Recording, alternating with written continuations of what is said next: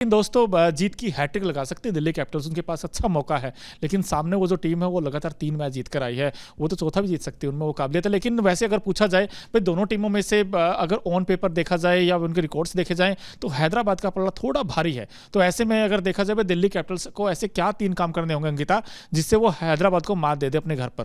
देखिए, सबसे पहले तो पिछला जो काम किया था उन्होंने गुजरात के खिलाफ, देखिए 32 मैच, माफ कीजिएगा, कुल 23 मैच हुए हैं और हैदराबाद ने 12 तो दिल्ली ने 11 मैचों में जीत हासिल की है। बराबर मामला है, लेकिन ऑन पेपर आपने बात की, लेकिन ग्राउंड पर भी दबदबा अभी हैदराबाद का देखा जा रहा है। आपने कहा 3 ऐसे क्या काम करने पड़ेंगे, तो जो काम गुजरात के साथ किया था, उनकी गेंदबाजी में वो धार नजर आई थी। अगर यहाँ पर बैटिंग करने का फैसला, बॉलिंग करने का फैसला दिल्ली लेती है तो उन्हें सबसे पहले तो ट्रेविस हेड को टाटा बाय बाय कहना होगा। उसके अलावा उनकी अभी भी नंबर 5 तक, नंबर 6 तक बल्लेबाजी होती है, उनके बल्लेबाज बल्लेबाजी कर लेते हैं मोनू, तो उनको रोकना पड़ेगा सबसे पहले।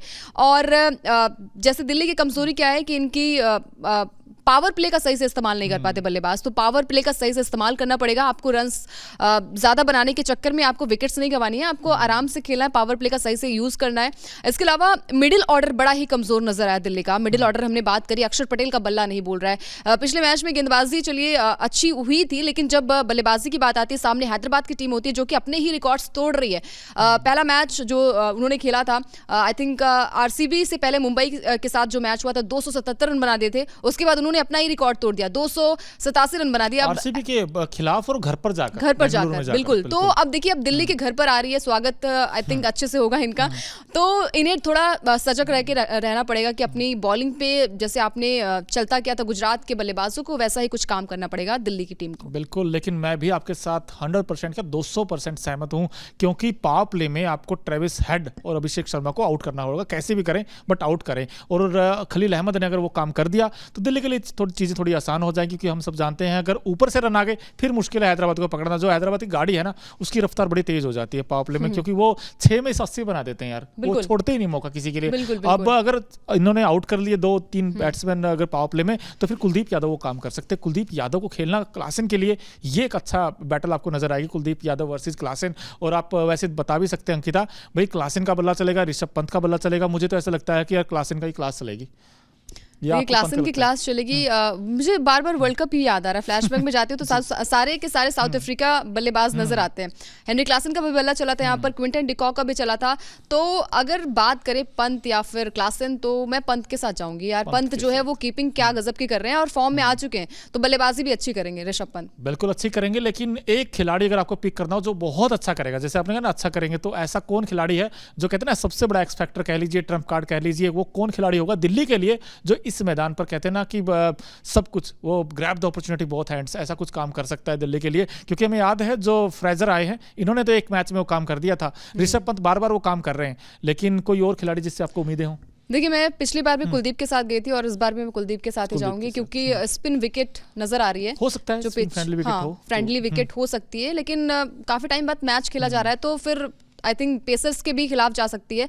लेकिन मैं कुलदीप के साथ जाऊंगी, आई थिंक वही दिल्ली के एक्स फैक्टर हो सकते हैं और कुलदीप का इस बार बोलबाला देखने को मिलेगा इस मैदान पर। बिल्कुल बोलबाला देखने को मिलेगा, लेकिन जो एसआरएच की मुझे अभी भी लगता है, क्योंकि जो पेस अटैक है वो अभी भी वीक है। मोनू एक सेकंड, मुझे अभी भी अंकिता ऐसा लगता है जो दिल्ली के खिलाफ जो हैदराबाद का पेस अटैक है वो थोड़ा सा वीक है, क्योंकि अगर आप देखोगे भुवनेश्वर कुमार बड़े महंगे साबित रहते हैं, पैट कमिंस भी उस तरीके के रन लीक करते हैं बीच में, हमने देखा है। लेकिन अगर दिल्ली कैपिटल्स का पेस अटैक देखा जाए तो दिल्ली का थोड़ा बेहतर लगता है मुझे। खलील अहमद हो, ईशांत हो, क्योंकि विकेट्स लिए हैं। कुलदीप यादव का जो अब कमबैक हुआ है, क्योंकि वो भी चोट के बाद वापस आए हैं, उन्होंने भी 3 विकेट्स निकाले थे उस मैच में। तो मुझे अगर देखा जाए तो दिल्ली का थोड़ा पेस अटैक बेहतर है, लेकिन बैटिंग में देखा जाए तो दिल्ली से ज्यादा मजबूत बैटिंग किसकी है? हैदराबाद की, क्योंकि वहां पर मैच विनर आपको नजर आएंगे, चाहे क्लासन हो चाहे ट्रेविस हेड हो। अब ऐसे में अगर देखा जाए तो आप किसके साथ जाओगे, हैदराबाद के साथ या दिल्ली के साथ? देखिए, मैं तो दिल्ली के साथ जाऊंगी, क्योंकि दिल्ली जो है वो कमबैक कर चुकी है। हाँ, दिल वालों की भी है और वो कमबैक कर चुकी है।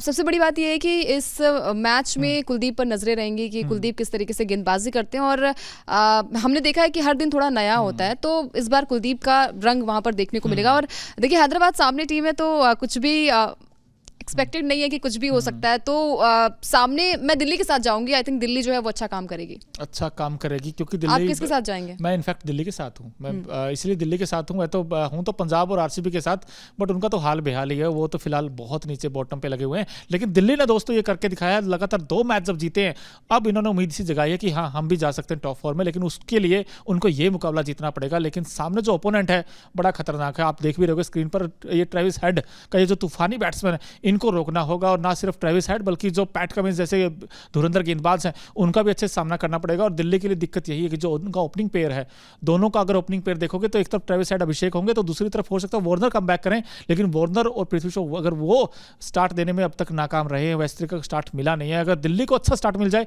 फिर अंकिता इनमें वो काबिलियत है दिल्ली में भी कि ये रनों की बारिश कर सकते हैं। क्योंकि ऋषभ पंत हो चाहे ट्रिस्टन स्टब्स हो, नीचे से आकर रन बनाते हैं, हमें पता है। बट उनको ऊपर से स्टार्ट मिलना बड़ा इंपॉर्टेंट हो जाता है। तो मुझे ऐसा लगता है कि दोनों टीमों में से थोड़ा सा बेहतर हैदराबाद है, लेकिन दिल्ली भी कम नहीं दोस्तों।